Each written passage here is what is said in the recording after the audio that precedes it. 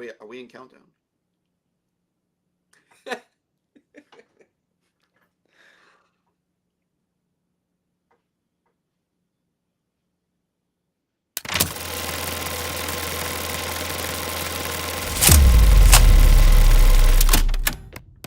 What is up, everyone? Steve and Perri here for a brand new episode of Collider Dailies.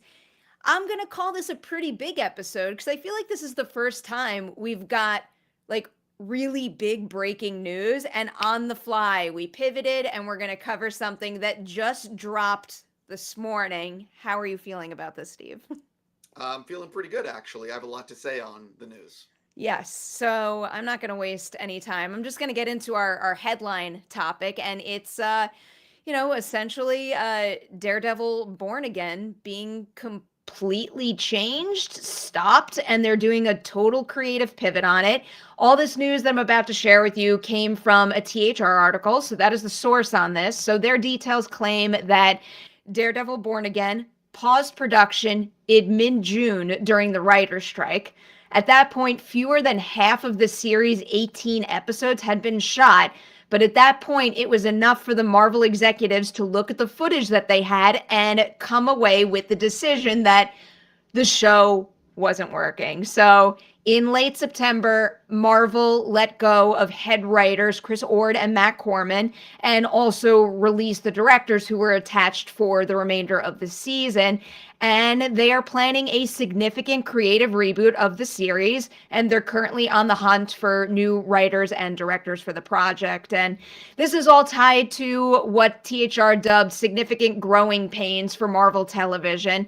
They do a lot of things on the TV side over there that don't align with typical TV production. Like, for example, Marvel does not hire showrunners, but instead they rely on film executives to run their series. So Daredevil could potentially just be the start of a pretty seismic shift for how Marvel makes these MCU TV series.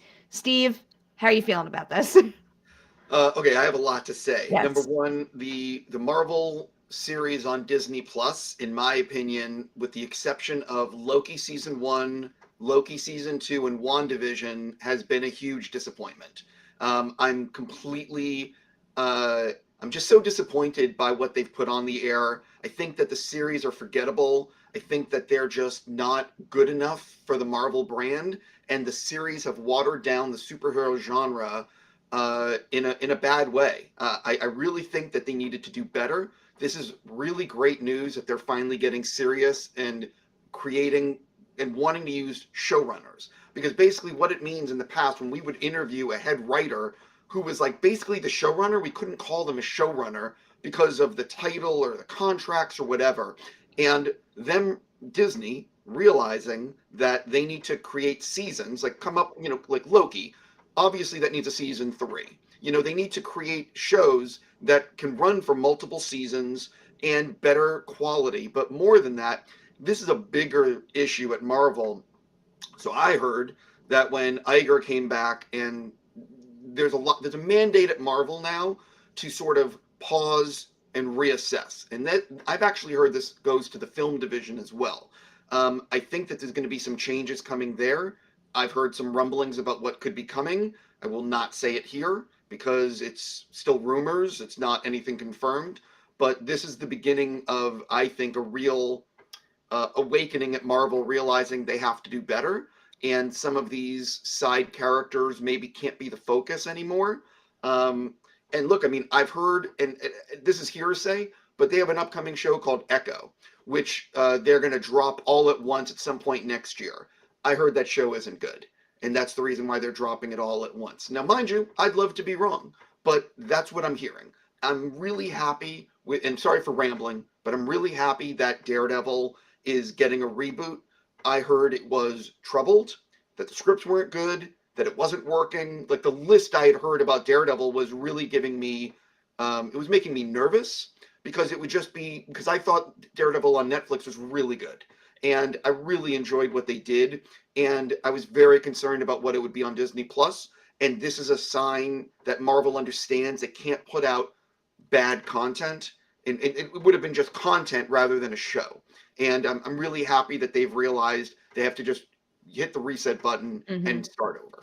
I'll just say I don't think any of the Marvel Disney Plus shows are bad. I think there's a lot of them that, were fine, but we're also at this point conditioned to expect anything affiliated with the MCU to be like, oh my God, this is an event that I'm very excited about. And the shows aren't really sparking that same kind of enthusiasm. Just to build on what you were just explaining, Steve, the THR sources say that Corman and Ord crafted a legal procedural for Daredevil that did not resemble the Netflix version that is known for its action and violence. So that was definitely an issue there. And then this report also goes on to explain that the studio plans on leaning into the idea of multi-season serialized TV, stepping away from the limited series format that has defined it.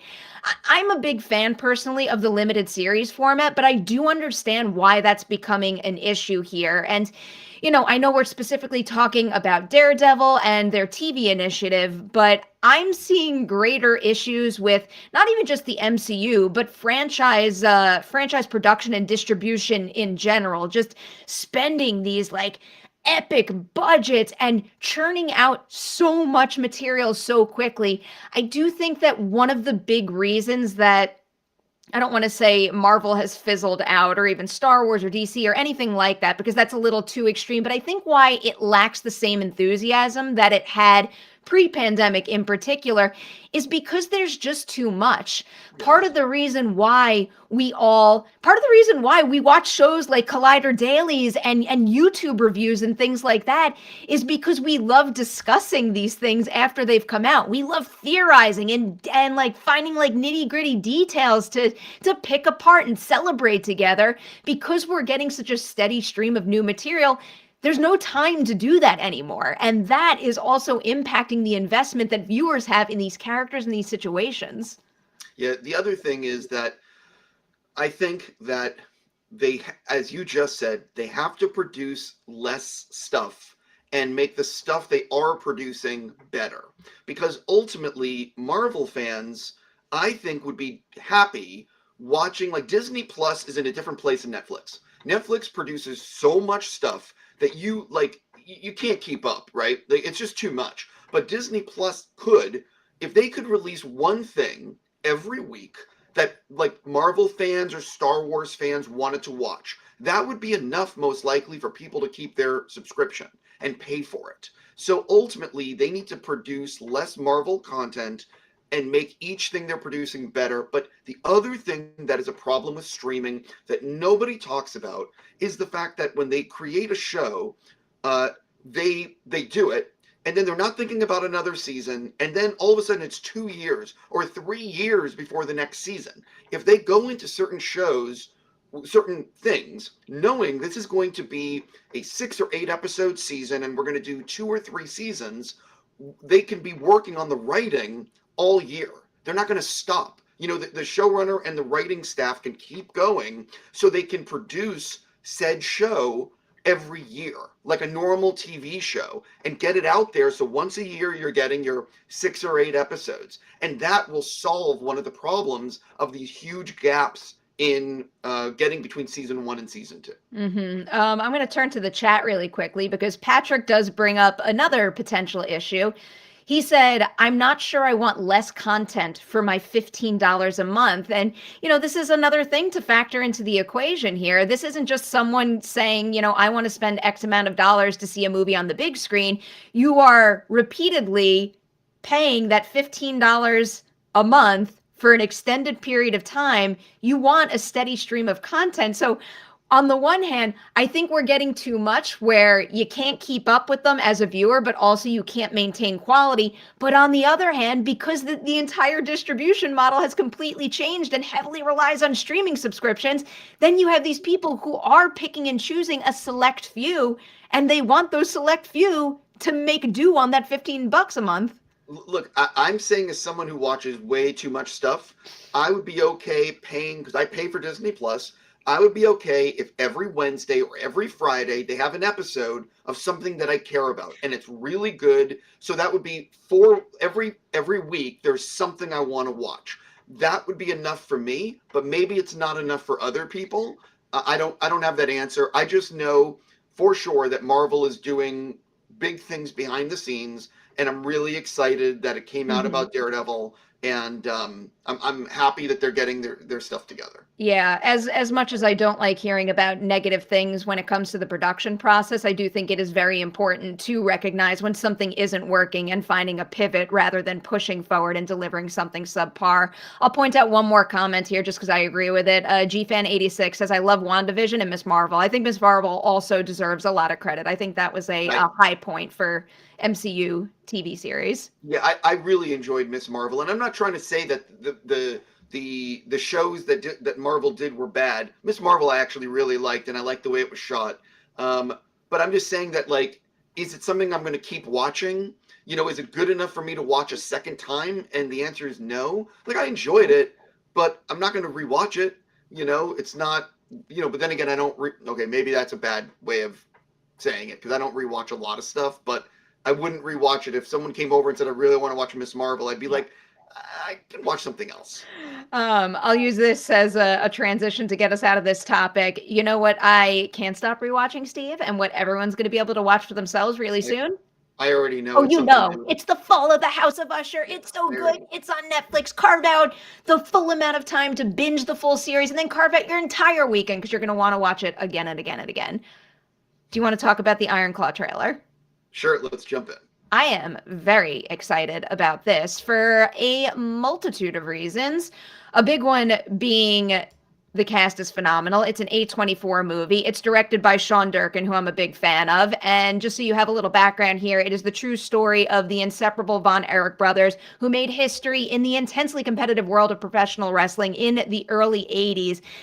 This cast is just like absolutely stacked. Zac Efron, Jeremy Allen White, Maura Tierney, Lily James. I mean, I can go on and on. I think the cast alone is going to draw a lot of people in, but also fairly recently, I've kind of gotten into wrestling. I have a couple of friends who are really big AEW fans, and I've gone with them to a couple of live events. I've watched some stuff on TV too, and it's just like it's really damn cool, and it's really just I don't know, upped my like awe even more about what it takes to be a professional wrestler and what you have to put your body through and just like mentally and everything. And they were telling me a little bit about the Von Erich's family story, and like it's pretty incredible. It is deeply tragic, and really I think it's going to make a great cinematic experience, and with Sean Durkin behind the lens and based on how this trailer looks too, that the visuals, I love the color palette and the texture. It just feels like everything is aligning to serve this story really well on the big screen. I agree with you. If you do not know much about the family, don't read about it because you should just watch the movie. So there might be, it's a real tragic story, and I think that if you go into the movie without knowing everything, it'll be even more powerful. But I thought the footage looked fantastic. Zach looks monstrous. He looks like he has, I mean, whatever he did for Baywatch, multiply it by 100. It's he went for it. But I thought the footage looked great, and I agree with what you were saying about the way it was shot and the color palette. And look, A24 makes good movies, and I have nothing but positive things to say about the footage. So I'm just looking forward to seeing it. Yes, I cannot wait to see this. And also just because there is some like light talk about this out there, some are suggesting that maybe it has potential to break into award season. I'm not really getting those kinds of vibes. I mean, it does come out in December of this year, which is usually a good time for award season titles to hit. I mean, if the movie happens to be like next level phenomenal, maybe I'll rethink what I'm saying right now, but it just seems like A24's focus is on different titles for Oscar season this time around. So I don't necessarily know if we're going to be talking about it in that respect. I don't. Well, first of all, right now, in my opinion, Oppenheimer is very, very Mm, far ahead in so many categories. So it's going to take a lot to knock that down or overpass Oppenheimer in so many categories that and look, it could just be a really good movie and not an Oscar movie. But Oppenheimer, like if you're placing wagers, you know. yeah. Oppenheimer is pretty high up there right now, but as we all know, anything can change as the months progress.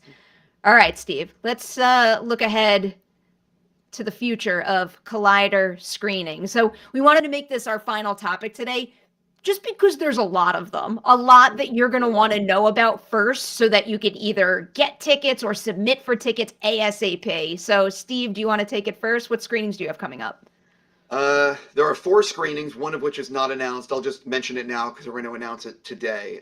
This Sunday night, we're doing Werewolf by Night in color, which is a very special screening with Michael Giacchino. It's going to be the first time it's being screened for anyone. I started sending out emails to winners, but you can still RSVP. If you're interested in, by the way, going to any of these screenings that I'm talking about, you can go to collider.com/tag/screenings, screening, not plural, like, without the S. And then it'll list everything and you can just RSVP through the link. Or, hit me on Twitter and I can send you a link. But anyways, Werewolf by Night. We're also doing Killers of the Flower Moon in IMAX. That's next week. We're doing The Holdovers, an early screening. That is one of the best films I've seen this year, in both New York and LA on the same night. It's Alexander Payne's new movie with Paul Giamatti. It's Alexander Payne's best film in such a long time. Paul Giamatti is amazing. Would not surprise me if he's nominated for an Oscar. He's so good in it. And then the one we're about to announce today is going to be on the 24th or 25th of this month, I forget. And it's a movie called Freelance. And it's with John Cena and Alison Brie. It's a fun action movie where I don't want to say too much, but it's a fun movie. It's going to be at the Landmark 5 on Sunset in LA. Everyone's going to get free popcorn and soda. I'm going to be announcing it on the site in the next 30 minutes or something. It's going to be a fun night, and I'll be there watching. So those are the 4. And there's something else coming in November that I have not announced yet, but I'm going to announce it in like a week. And that's based on a series. That's all I can say for now. Okay. Solid tease right there. I feel like in most cases, it's only Steve announcing new screenings, but for a change, I get to announce something really cool that I'm so excited about. We're calling it Scary Perri's Horror Series in honor of Halloween time, and we're doing this as a partnership with Landmark Theaters. And what it is it's basically me curating 4 horror movies that I absolutely love with Q&As with the directors after, and I'm just so incredibly excited about the lineup we came up with. We're kicking it off on the 20th in LA with Joe Lynch, who directed Suitable Flesh. So that's going to be the first one. The next night, Saturday the 21st, we're doing a screening and Q&A for one of my, not just my favorite horror movies of all time, it's one of my favorite movies of all time, period. We're screening Trick or Treat with Mike Dougherty having a Q&A after. Then the next week on the 27th, another movie I adore, we're doing The Final Girls with director Todd Strauss-Schulson, which I'm very excited about. And then we're winding down the series with a screening of Lights Out with David F. Sandberg. I'm so excited. If you're in the LA area and you want tickets, what I'm going to do right now is I'm going to drop the link in the live chat so you could grab tickets right there and get all the details there too, in case my rambling was hard to process there, but I'm very excited. For people that aren't in the live chat, I think you should say you can go to the Landmark Theaters website and buy tickets that way as well. You can also go to collider.com where there's going to be a fancy article with a link to the ticket buying page. It's going to go live later today. I'm so excited. All right. We have one more housekeeping item before we sign off today. Do you know what that is, Steve? Is it FYC? No. I mean, hopefully we are talking about that in the near future. We have a big Collider Dailies first happening for tomorrow's episode. I was like, what are we talking about? Oh yeah, that's important. Steve arranged the whole thing too. Our first official guest on the show is going to be Tim Miller. Tim Miller, who directed so many things like Deadpool. Steve's a big fan of Love, Death, and Robot. I know I have to catch up on that soon. I know. But we're going to get to talk about pretty much everything with him. And we want to make sure to include some of your questions as well. Do not put them in the live chat because they'll disappear. Put them in the comment section of this video and we will get to as many of your own questions for Tim as we possibly can. With that, that is a wrap on today's edition of Collider Dailies, but be sure to tune in tomorrow for me, for Steve, and for Tim Miller. We'll see you then.